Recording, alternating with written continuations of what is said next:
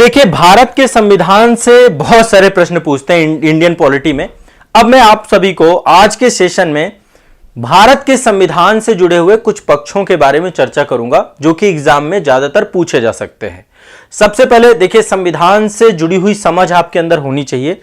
तो आज के सेशन में सिर्फ एक टॉपिक आप लोगों का यहां पे कवर करूंगा भारत के संविधान से, कि भारतीय संविधान में कुल कितने भाग हैं और उन भागों के नाम क्या है। आज मेरे साथ आपको उन भागों के नाम को याद कर लेना है। देखो, अनुच्छेद अलग विषय है। अनुच्छेद आप लोग, चूंकि अनुच्छेदों की संख्या बहुत ज्यादा है, 395 अनुच्छेद है इंडियन कॉन्स्टिट्यूशन में, है ना, तो वो बाद में रैंडम मैं आपको अनुच्छेद भी पढ़ा दूंगा। लेकिन जो कि 22 भाग है, तो 22 भागों को देखिए, मूल संविधान में 22 भाग ही थे, वर्तमान संविधान में भी 22 भाग हैं, लेकिन संशोधन के कारण से कई सारे भाग आपके जुड़े हैं, तो गणना के हिसाब से 25 भाग हो गए हैं आपके। ठीक है, तो 25 भाग टोटल है। अब 25 के 25 भाग आज आप सभी याद करने वाले हैं। ठीक है, देखो, हैं चैप्टर टोटल 22, लेकिन कई जगह पे जैसे 4A जुड़ गया है, 9A जुड़ गया है, 9B जुड़ गया है, इस तरीके से कई जगहों पे भाग जुड़ गए हैं, तो इसलिए जो है वो संख्या 25 हो गई है। ठीक है, तो बहुत तेजी से, बहुत बढ़िया तरीके से हम भारत के संविधान के भागों को अभी पढ़ लेंगे। ठीक है, याद कर लेंगे। तो चलिए भारत के संविधान से आरंभ करते हैं हम लोग इस टॉपिक को। बहुत अच्छे से देखिए, वो पर्सन है, वो ऐतिहासिक व्यक्तित्व है भारत के, चाहे डॉक्टर भीमराव अंबेडकर हो, जिनको भारतीय संविधान निर्माण में सबसे महत्वपूर्ण योगदानकर्ता कहा जाता है। ये हमारे संविधान सभा के पहले सभापति हैं और इन्होंने स्थायी सभापति, पहले सभापति तो आपके सच्चिदानंद सिन्हा थे, लेकिन वो अस्थायी थे।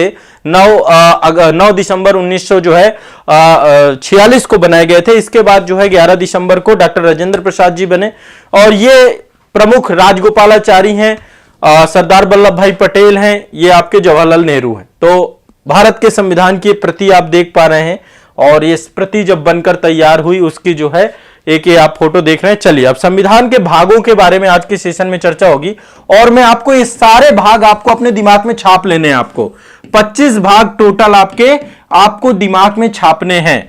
वैसे देखें तो नंबर के हिसाब से, क्रम के हिसाब से भाग आपके 22 ही हैं। ठीक है, नंबर के हिसाब से भाग 22 ही हैं आपके। ठीक है, और टोटल आपको 25 भागों को अभी दिमाग में याद कर लेना है। ठीक है, तो भारतीय संविधान में 22 भागों में विभाजित किया गया, लेकिन गणना की दृष्टि से, क्रम की दृष्टि से 25 भाग हैं। तो भारतीय संविधान के प्रमुख भाग और उनके विषय आपको अब मेरे साथ रटते जाना है, दिमाग में बैठाते जाना है। दिमाग खोल के बैठिएगा, बहुत फास्ट हम 2 बार में रिपीट करूंगा। पहली बार में एक बार पढ़ लो, फिर दूसरी बार में देख लेंगे। ठीक है, चलिए, भाग 1 आपका जो है संघ और उसका राज्य क्षेत्र है। क्या है आपका? संघ और उसका राज्य क्षेत्र। ठीक है, संघ और उसका राज्य क्षेत्र केवल फैक्चुअल ही होगा, मैं बहुत एक्सप्लेनेशन में जाऊंगा तो चीजें बहुत बढ़ जाएंगी। ये आपको एग्जाम में पूरे 25 भाग आपको याद होने चाहिए। कहीं से भी कोई क्वेश्चन पूछता है, आप लोग को गड़बड़ नहीं करनी। फिर मैं आर्टिकल, आपको जो अनुच्छेद है ना, अनुच्छेद भी थोड़े करके पूरे याद करा दूंगा, टेंशन मत लेना। आने वाले समय पे मैं रखूंगा एक सेशन आपका ये रेगुलर। तो भाग 1 आपका संघ और उसके राज्य क्षेत्र से जुड़ा है। भाग 2 आपका नागरिकता से जुड़ा है। भाग 3 आपका मौलिक अधिकार से जुड़ा है। भाग 4 आपका राज्य के नीतिगत तत्वों से जुड़ा हुआ है। भाग 4A आपका मौलिक कर्तव्य से जुड़ा हुआ है। देखो, इतने तो बेसिक आपको सबको याद होते हैं। ठीक है, हो सकता है भाग 5 भी याद रहे कि संघ है, भाग 6 भी आपको याद रहे कि राज्य है। ठीक है, फिर से एक बार मैं आपको 1 से लेके 6 तक की बात कर रहे हैं। भाग 1 संघ और उसका राज्य क्षेत्र लगभग बच्चों को याद होता है। भाग 2 आपका नागरिकता से जुड़ा हुआ है। ठीक है, सब में अलग अलग आर्टिकल है, आर्टिकल वगैरह मैं बाद में याद कराऊंगा अगले सेशन में। तो भाग 3 आपका फंडामेंटल राइट है। भाग 4 आपका डीपीएसपी है, राज्य के नीतिगत तत्व है। भाग 4A आपका मौलिक कर्तव्य है। भाग 5 आपका संघ है। संघ मतलब केंद्र सरकार से जुड़ी हुई चीजें, केंद्र की विधायिका, केंद्र की कार्यपालिका, केंद्र की न्यायपालिका, ये सारी चीजें अलग अलग अध्याय हैं इसमें। वैसे ही भाग 6 आपका राज्य है, राज्य की कार्यपालिका, राज्य की विधायिका, राज्य की न्यायपालिका। भाग 7 खत्म कर दिया गया, भाग 7 नहीं है, निरसित हो चुका है। भाग 8 आपका केंद्र शासित प्रदेशों से जुड़ा हुआ है। किससे जुड़ा हुआ है? केंद्र शासित प्रदेश, केंद्र शासित प्रदेश से जुड़ा हुआ है आपका। ठीक है, केंद्र शासित प्रदेश से भाग 8 है। भाग 9 आपका पंचायतें हैं। भाग 9A आपका जो है नगर पालिकाएं हैं। भाग 9 आपका पंचायतें, भाग 9A आपका नगर पालिकाएं। भाग 9 भी आपका सहकारी समितियां। अब ये थोड़ा सा आपको याद नहीं होता है, यहां से आप याद कर लीजिएगा। भाग 7 आपका खत्म कर दिया गया, अब नहीं रहा, निर्सित हो चुका है। ठीक है, अब इसमें क्या था, इसमें जो है जब वो 4 समूहों में राज्यों को विभाजित किया गया था, जब संविधान बना था, समूह ए बी सी डी, वो तो अब खत्म हो गया 7वां संविधान संशोधन 1956 के तहत, तो ये खत्म हो गया है।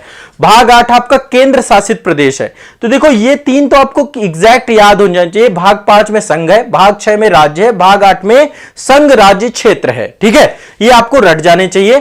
भाग 8 आपका संघराज क्षेत्र यहां तक हो गया। भाग 9 में पंचायतें और नगर पालिकाएं हैं।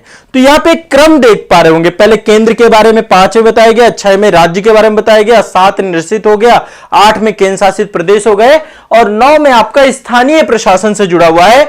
9 आपका पंचायतें, 9A आपका नगर पालिका मतलब शहरी निकाय, पहले ग्रामीण निकाय, फिर शहरी निकाय, फिर कोऑपरेटिव सोसाइटीज। 9B आपका जो है कोऑपरेटिव सोसाइटीज। इसके लिए एक संविधान संशोधन किया गया था, 97वां संविधान संशोधन, 57वां संविधान संशोधन के तहत जोड़ा गया था आपका। यह भी क्वेश्चन कई बार पूछा जाता है कि सहकारी समितियों को लेकर के प्रावधान कब किया गया, 57वां संविधान संशोधन। ठीक है, अब देखो 9B तक हो सकता आपको याद रहे, इसके बाद चैलेंजेस आते हैं कि हमें 10 के बाद नहीं याद होते। आज एक बार मैं आपको ये याद करा रहा हूं, एक बार और रिवाइज कराऊंगा, इसके बाद आपकी ड्यूटी है कि 2 बार 3 बार वीडियो देख लेना, जीवन भर के लिए ये याद हो जाएंगे। ठीक है, भाग 10 में आपका जो अनुसूचित जनजातीय क्षेत्र हैं, जनजातियों से जुड़ा हुआ, एसटी जो आपके हैं, तो अनुसूचित जनजातियों से जुड़े हुए क्षेत्रों से जुड़ी हुई जो आपकी जो चीजें हैं वो आपकी भाग 10 में है।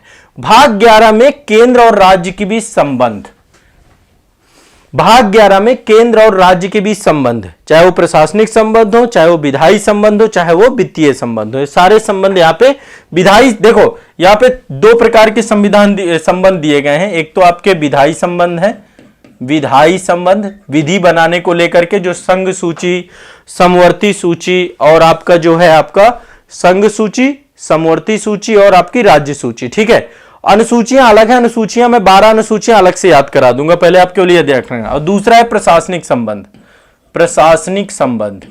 ठीक है, इसके बाद जो वित्तीय संबंध है ना, ये भाग 12 है, जिसमें वित्त, संपत्ति, संविदाएं और वाद, ये सारी चीजें यहां पे दी गई हैं। इसी में आर्टिकल 280 है वित्त आयोग को लेकर के।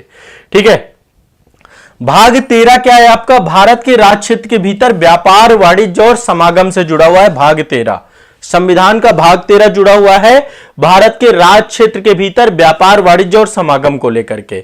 भाग 14 आपका जुड़ा हुआ है संघ और राज्यों के अधीन सेवाएं, जो आप तैयारी कर रहे हैं आईएएस और स्टेट पीसीएस की, ये आपका भाग 14 ही है। भाग 14 में ही संघ और राज्य के अधीन सेवाएं, उनके बारे में चर्चा की गई है। यह भी आपका अलग से जोड़ा गया है। भाग 14A, इसमें आपके जो ट्रिब्यूनल्स होते हैं, प्रशासनिक अधिकरण होते हैं, न्यायाधिकरण होते हैं, उनके बारे में चर्चा होती है आपकी।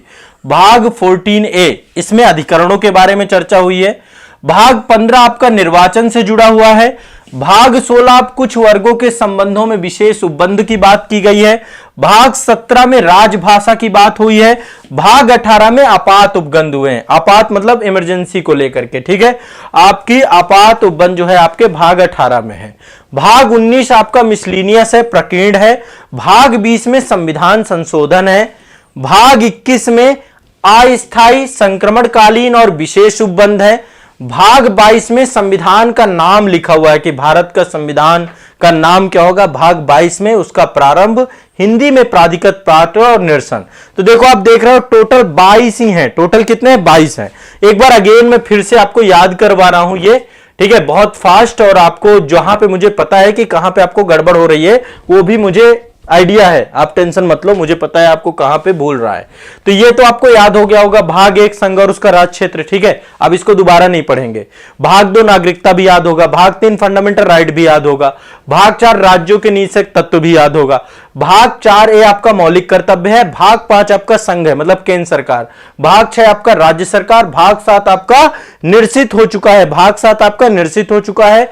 भाग 8 जो आपका है यहाँ पे संघराज क्षेत्र है, यानी केंद्र शासित प्रदेशों से जुड़ी हुई जानकारी, दिल्ली, पुदुचेरी, चंडीगढ़, जितने भी हैं उनके प्रशासन से केंद्र शासित प्रदेश। भाग 9 पंचायतें। भाग 9A शहरी निकाय या नगर पालिकाएं। भाग 9 बी आपका कोऑपरेटिव सोसाइटीज, भाग 10 आपका अनुसूचित जनजातीय क्षेत्र, भाग 11 आपका संघ और राज्यों के बीच संबंध यानी विधायी संबंध और प्रशासनिक संबंध, भाग 12 वित्त संपत्ति संविदा और वाद यानी वित्तीय संबंध, भाग 13 भारत के राज्य क्षेत्र के भीतर व्यापार वाणिज्य और समागम, भाग 14 आपका संघ और राज्यों के अधीन सेवाओं से जुड़ी हुई जानकारी, भाग 14 ये आपका अधिकरण। ठीक है, अब देखो यहां पे गड़बड़ हो रहा होगा। भाग 10 आपका ये याद कर लेना है अनुसूचित जनजातीय क्षेत्र, जो ट्राइबल्स एरिया है, जनजातीय क्षेत्र है, वहां के प्रशासन के बारे में जानकारी। आर्टिकल 244 है इसमें, आर्टिकल 244 ध्यान रखना है, अनुसूचित एवं जनजातीय क्षेत्रों के बारे में भाग 10 में। फिर इसके बाद भाग 11 संघ और राज्य, केंद्र और राज्य के बीच में संबंध, भाग 11 केंद्र और राज्य के बीच संबंध, याद कर लो इसको। भाग 12 आपका वित्तीय संबंध, आपके वित्त संपत्ति संविदा और वाद। भाग 13 आपका भारत के राज्य क्षेत्र के भीतर क्या करना, व्यापार करना, वाणिज्य करना, समागम करना, है ना। तो कोई भी ये भारत के राज्य क्षेत्र के भीतर एक राज्य दूसरे राज्य के साथ व्यक्तियों को सभी को अधिकार मिला है व्यापार वाणिज्य समागम को लेकर के। ठीक है, तो आर्टिकल 13 में है, आर्टिकल 12 में वित्तीय संबंध है, आर्टिकल 11 में केंद्र राज्य बीच में विधायी और प्रशासनिक संबंध है। ठीक है, आर्टिकल 14 रट जाओ आप लोग, संघ और राज्यों के अधीन सेवाएं, है ना, जो आपकी अखिल भारतीय सेवाएं हैं और राज्य लोक सेवा आयोग, संघ लोक सेवा आयोग, सबके बारे में 14 भाग 14 में है। भाग 14 में न्यायाधिकरण, प्रशासनिक न्यायाधिकरण, जैसे कैट है आपका, बहुत सारे ट्रिब्यूनल्स हैं आपके, एनजीटी है आपका, बहुत सारे ट्रिब्यूनल्स के बारे में जानकारी यहीं पे है कि कोई भी प्रशासनिक सेवा से जुड़े हुए अधिकारी कर्मचारी, उनके लिए क्या होगा, एक न्यायाधिकरण की स्थापना की जाएगी। तो न्यायाधिकरण के बारे में जानकारी आपकी कहां पे है, भाग 14(1). ठीक है, ध्यान रखना है, ये क्लियर रखना है आपको। भाग 15 निर्वाचन, भाग 16 कुछ वर्गों के संबंध में विशेष उपबंध, भाग 17 आपका राजभाषा से जुड़ा हुआ, किससे जुड़ा हुआ है, राजभाषा से। भाग 17 राजभाषा से जुड़ा हुआ, किससे, राजभाषा से। भाग 16 में कुछ वर्गों के लिए विशेष उपबंध, कुछ वर्गों में आपके जैसे एंग्लो इंडियंस हैं, जैसे कि अनुसूचित जनजाति, अनुसूचित जाति, उन सभी के लिए, अल्पसंख्यक, सबके लिए जो है यहाँ पे कुछ विशेष उपबंध भाग 16 में किए गए। भाग 15 भी रट लो, निर्वाचन से जुड़ा हुआ, किससे, निर्वाचन से। ठीक है, भाग 18 आपात उपबंध, भाग 17 राजभाषा, भाग 17 राजभाषा, भाग 19 में आपके मिसलिनियस बहुत सारी चीजें हैं, प्रकीर्ण। भाग 20 आपके संविधान संशोधन के बारे में बताता है। तो भाग 18 आपात उपबंध है, भाग 20 आपका संविधान संशोधन है, भाग 20 आपका संविधान संशोधन है।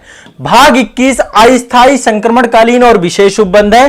भाग 22 में संविधान का नाम, संविधान किस दिन से प्रारंभ होगा, हिंदी में संविधान का अनुवाद और कुछ चीजें निरसित की गई हैं, जैसे कि भारत शासन अधिनियम 1935 को समाप्त करके भारत के संविधान को प्रभावी किया गया है। ये हो गए आपके भारत के संविधान के भाग। टोटल 22 भाग हमने इस सेशन में देख लिया। इसको 2 बार, 3 बार, 4 बार रट जाओ। जितनी बार आप इसको देखोगे, पढ़ोगे, रटोगे, आपकी चीजें हो जाएंगी। 2 से 3 बार आपको इसको देखना है, रट लेना है, आपको ये टॉपिक फिर कभी नहीं भूलेंगे। 22 के 22 भाग आपको दिमाग में अपने छाप लेने हैं। जब आपके 22 से 22 भाग छप जाएंगे, फिर आपको दिक्कत नहीं होने वाली है, आपको रट जाना है, कोई भी समस्या नहीं, मैं आपके साथ हूं। ठीक है, क्लियर है, स्पष्ट है सभी को।